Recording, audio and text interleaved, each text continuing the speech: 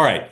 If you read Heather Cox Richardson, the Rachel Maddow of Substack, if you watch James Carville's remarks over the weekend, if you read the dominant media, Dan, you will see lots of things, lots of strands you can pull together to say Trump is basically doomed. Carville says within 30 days, the administration will be dead.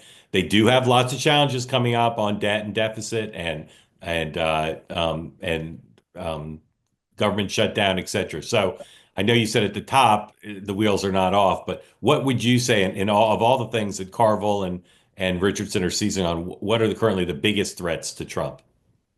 Yeah, look, as I said earlier, I don't think Trump is falling apart. I don't think he was as strong as people thought he was, 2 weeks ago either, and that is because the laws of political physics are beginning to take hold, which is to say, a lot of what Trump did when he got out of the box was the performative side, right? He loves to win the headline every single day, and for those first, 20 days or so it was immigration raids, the videos of it. It was Doge, putting out statistics. Well, now what we're seeing is one on immigration, like they've stopped putting stuff out. They're frustrated. Friday night, for those who didn't see it, they got rid of the head of ICE because they're frustrated. And with Doge, a lot of the stuff they're putting out is simply not true. So they'll say we found 5 million in savings. I'm going to use this as a for instance. Musk will then say it was 500 million, and Trump will say it's 5 billion.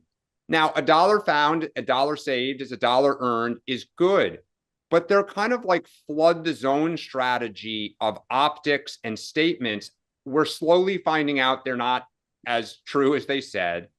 You're beginning to have Trump cabinet secretaries push back, whether publicly, privately. The number of things I saw from screenshots yesterday of even Trump appointees kind of mocking Musk that this is idiotic. We're not following it. He has no power. Disregard it. We're not laying people off, right? Kash Patel, I will decide, how we proceed. And so I just think for Democrats, like there is some optimism that things are settling down, that the kind of mechanics of government are beginning to push back. Trump is still strong, but he's not as strong as people, I think, thought he was 20 days ago. Sean, let me show you a couple things. First, lots of debate, as Dan suggested, about whether Musk is having his power challenged by others in the government. Okay. Look at this. 102, please. This is something Musk tweeted this morning.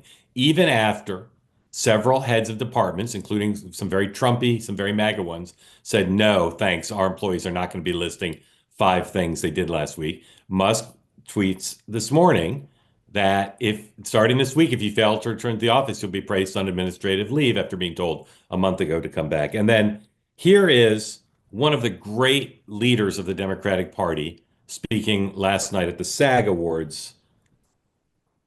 Jane Fonda, 105, please. Make no mistake.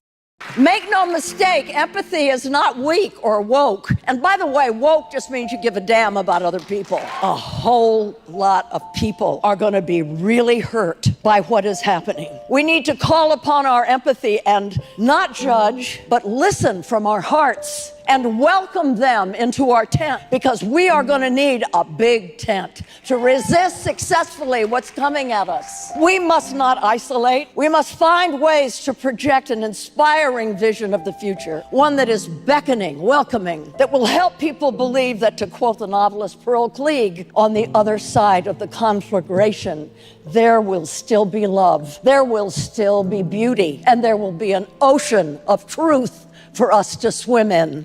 Let's make it so. Sean, on a scale of 0 to 10, with 10 being 0 being no fear at all and 10 being abject fear, how afraid are you of Jane Fonda?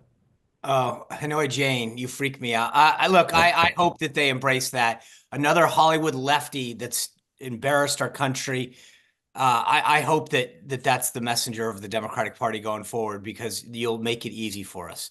So it just blows my mind how Hollywood continues to miss the message of the American people and its priorities. But as a Republican who wants to grow our party and our movement, I would love to put some money behind that and just have people listen to Jane Fonda over and over again.